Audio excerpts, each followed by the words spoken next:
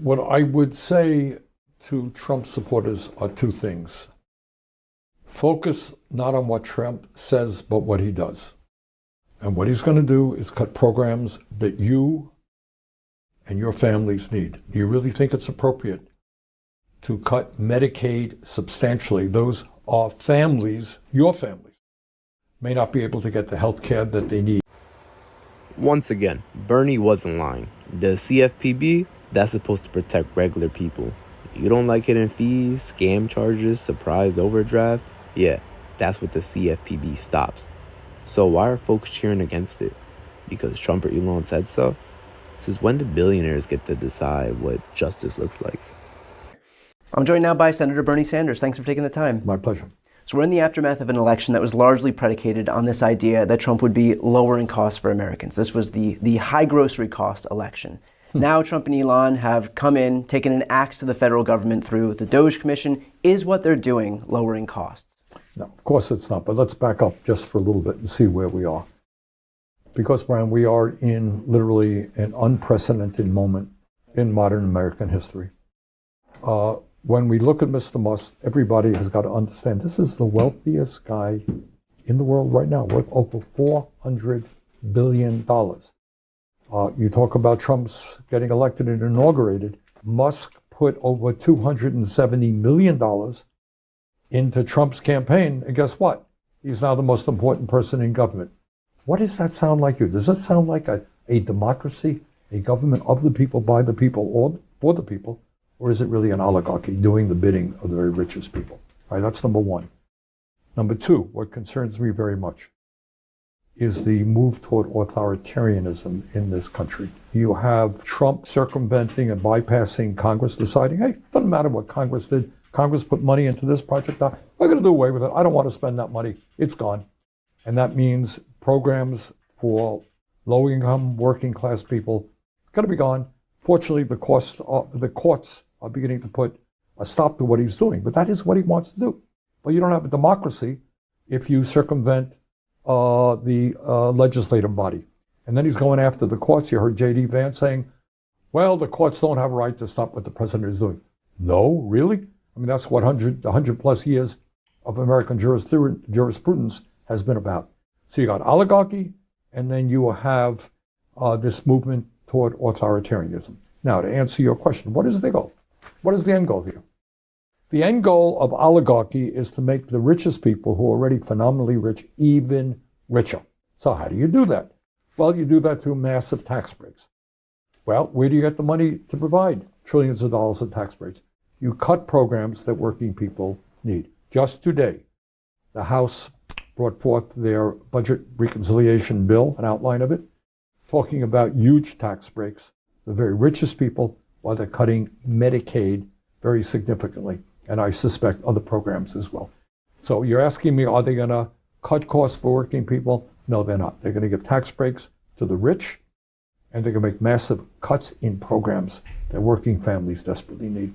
Well, to that point, Senator, the Republicans just released their budget plan, and they're seeking a $4 trillion increase in the debt limit, and that would offset $4.5 trillion in tax cuts. Brian, could that possibly be true? The Republicans who've been telling us for years what a big concern it is that we have a large national debt. They want to increase the national debt by $4 trillion, right? And obviously they want to do that to feed the hungry and to house the homeless and to make sure that everybody has health care, right? Well, maybe not. I mean, it is so ugly and so ridiculous. What they want to do is to increase the national debt. They want to cut Medicaid and other desperately needed programs for working people. To do what? To give massive tax breaks primarily to the wealthy and large corporations. That's what this whole thing is about.